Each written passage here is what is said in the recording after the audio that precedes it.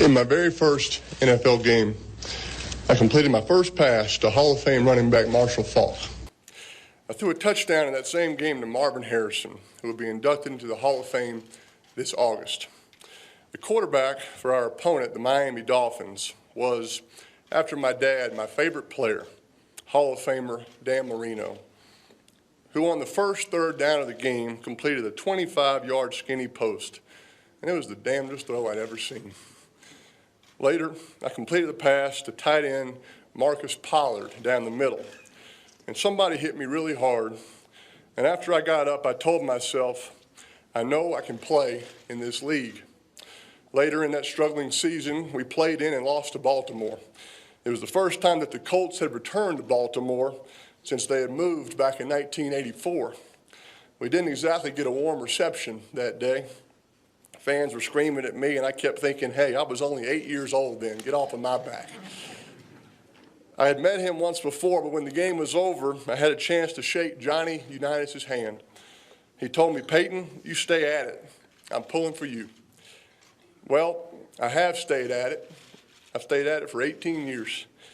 And I hope that old number 19 is up there with his flat top and maybe his black high tops on.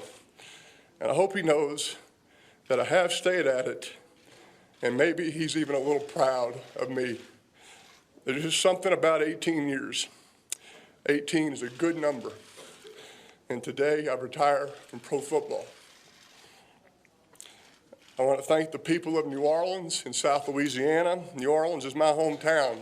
And of course, they support their own team, the Saints, but they also support their own. And that city and state have backed me from the start. Almost 19 years ago to the day, I announced my decision to forego the draft and stay at the University of Tennessee for my senior year. It was one of the smartest decisions I've ever made. I cherished my time in Knoxville, especially my senior year. And I want ball fans everywhere to know the unique role that you've played in my life. Thank you to the Indianapolis Colts organization and all the fans across this country. You can't fathom how much I enjoyed my 14 years there, or the warmth that my family feels for you. I'd be wrong not to mention Jim Irsay, Phil Polian, some great coaches, support staff, and a host of wonderful Colts teammates, many of whom will be lifelong friends. When I was drafted by the Colts, Indianapolis was a basketball and a car racing town. But it didn't take long for the Colts to convert the city and state of Indiana into football evangelists. We ended my rookie season 3-13, and in the process, I set the NFL rookie record for interceptions, a record that I still hold today. Every year I pull for a rookie quarterback to break that record. Andrew Luck, Matthew Stafford, Eli Manning, Cam Newton. I still kid Eli that he would have broken it if he had started all 16 games. In the beginning of my time in Indy, the team's struggles were agonizing. My grandfather would call me weekly to ask if his favorite announcers, John Madden and Pat Summerall, would be broadcasting our game. Pawpaw, I'd say, we're only 2-8 right now. We're playing the 3-7 Bengals. Madden and Summerall don't broadcast those kinds of games. Fast forward to my second year when we had gotten things going a little bit. We were playing the Dallas Cowboys, including Troy Aikman, Emmitt Smith, Michael Irvin, and Deion Sanders.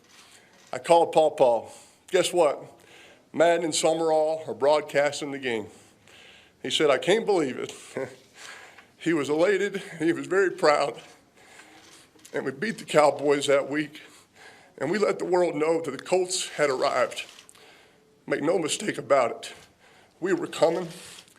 And we went on to do some phenomenal things, like winning at least 12 games 7 years in a row, and of course winning Super Bowl 41. And I was truly honored and proud to be a part of it. There's a saying that goes, treat a man as he is and he will remain as he is. Treat a man as he could be and he will become what he should be.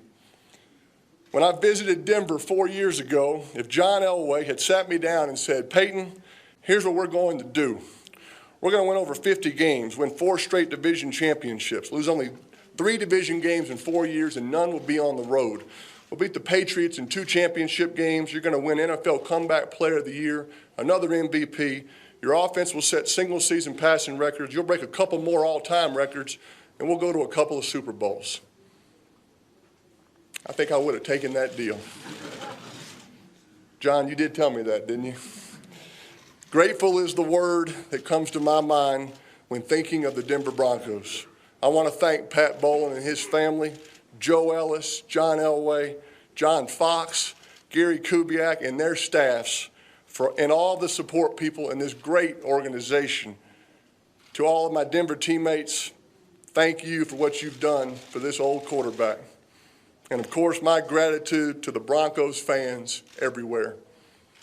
Over my NFL career, I've had 5 head coaches who helped me become better at my craft and helped me become a better human being. Jim Mora, Tony Dungy, Jim Caldwell, John Fox, Gary Kubiak. While I've obviously changed teams, I've had the same football representation for almost 2 decades. I owe Tom Condon many thanks. He has represented me with class at every juncture, and he'll always be a great friend. I want to thank a tremendous group of friends who have supported my football career and been at my side at games from high school to Tennessee, Indy, and through that incredible Broncos Super Bowl win last month. You know who you are and what you mean to me. And there is no way to measure or properly express what a family like mine can mean. Mom, Dad, Cooper, Eli, extended family, you are the best. And Ashley, your support is as potent a motivator as any man could have. Ashley's and my kids, Marshall and Mosley, have only been around for a couple of years, but they have changed my life forever. A week before the Super Bowl, our daughter Mosley asked me, "Daddy, is this the last game?" "Yes, Mosley, it's the last game of the season. I sure do want you to win that trophy." "I do too, Mosley, and that's what we're going to try to do." Then she asked, "Daddy, is this the last game ever?" And that's just when I shook my head in amazement, because I was thinking Mort and Adam Schefter had gotten to my 5-year-old daughter to cultivate a new source.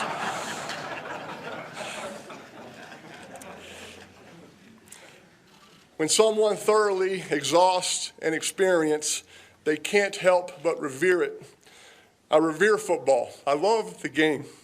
So you don't have to wonder if I'll miss it. Absolutely, absolutely, I will. Our children are small now, but as they grow up, we're going to teach them to enjoy the little things in life, because one day they'll look back and discover that those really were the big things.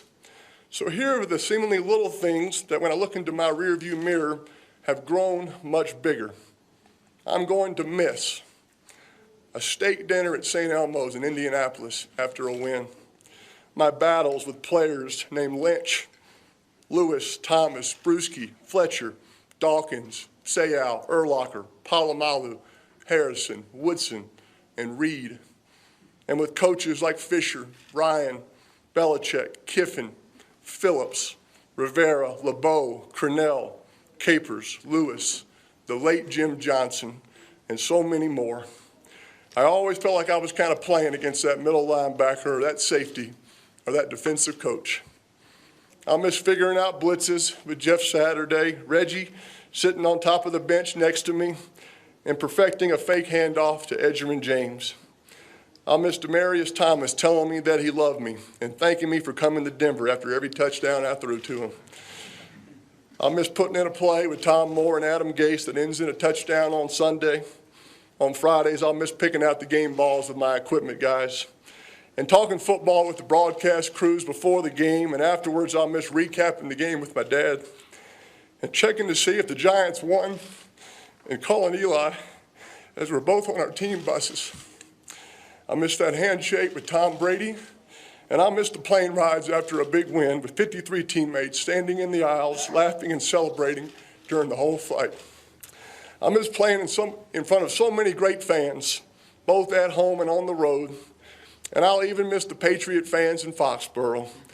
And they should miss me, because they sure did get a lot of wins off of me. And this is important. Football fans everywhere need to know how much they've meant to me over the years. Fans, you are at the core of what makes this game remarkable. I've received more letters from you than I can count. fan letters that have touched me, made me think, laugh, and moved me to act. I've learned a lot through my mistakes, stumbles, and losses in football. I've also learned that this game is a mighty platform that has given me a voice that can echo well beyond the game. Football has taught me not to be led by obstructions and setbacks, but instead to be led by dreams. Due to some good genes, I'm smart enough to know that those lessons can enrich who I am and where I go from here. I'm totally convinced that the end of my football career is just the beginning of something I haven't even discovered yet. Life is not shrinking for me. It's morphing into a whole new world of possibilities. Pundits will speculate that my effort and drive over the past 18 years were about mastery and about working to master every aspect of the NFL game. Well, don't believe them, because every moment, every drop of sweat, every bleary-eyed night of preparation, every note I took, and every frame of film I watched was about one thing: reverence for this game. When I look back on my NFL career, I'll know without a doubt that I gave everything I had to help my teams walk away with a win. There were other players who were more talented, but there was no one who could out-prepare me. And because of that, I have no regrets. There's a scripture reading, 2 Timothy 4:7. I have fought the good fight, and I have finished the race. I have kept the faith. Well, I've fought a good fight. I've finished my football race. And after 18 years, it's time. God bless all of you, and God bless football.